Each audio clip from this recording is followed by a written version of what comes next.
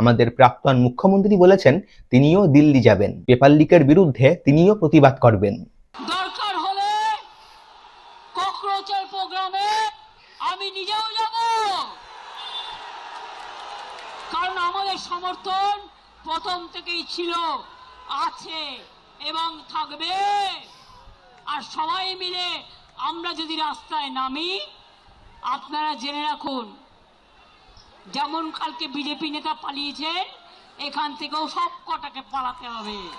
মানে কি বলতে ইচ্ছা করে ভাবুন, যে মানুষটার 15 বছরের শাসনকালে রাজ্যে একের পর এক দুর্নীতি ঘটেছে, যার শিক্ষামন্ত্রীর বাড়ির থেকে টাকার পাহাড় পাওয়া গিয়েছে, যে পুলিশ দিয়ে যোগ্য মাস্টারদের মার খাইয়েছে, সেই মানুষটাই এখন দিল্লি যাবে পেপার লিক হয়েছে তার প্রতিবাদ করতে। হ্যাঁ, মানছি ধর্মেন্দ্র প্রধান ভুল করেছে, সে পেপার লিক সামলাতে পারেনি, যার ফলে অনেক স্টুডেন্ট করেছে। তবে তার মানে এই নয় ধর্মেন্দ্র প্রধান আমাদের পাথর মতন, যে প্রশ্ন বিক্রি করে বাড়িতে টাকার পাহাড় বানিয়েছে। আসলে আমাদের বড় সমস্যাই হলো এটা, আমরা মনে করি আন্দোলন করলেই হয়তো দেশের নেতারা সুতরে যাবে, ভবিষ্যতে গিয়ে আর কোনো পেপার লিক হবে না এবং ঘুষখোরিও হবে না। কিন্তু যারা এই আন্দোলনের মেন লিডার, তারা ভাবে কিভাবে রাজনীতি করা যায়, কিভাবে বর্তমান সরকারকে চেয়ার থেকে নামিয়ে তার চেয়ারে বসে যায়, ও ভবিষ্যতে কিভাবে আরো বড় দুর্নীতি করা যায়।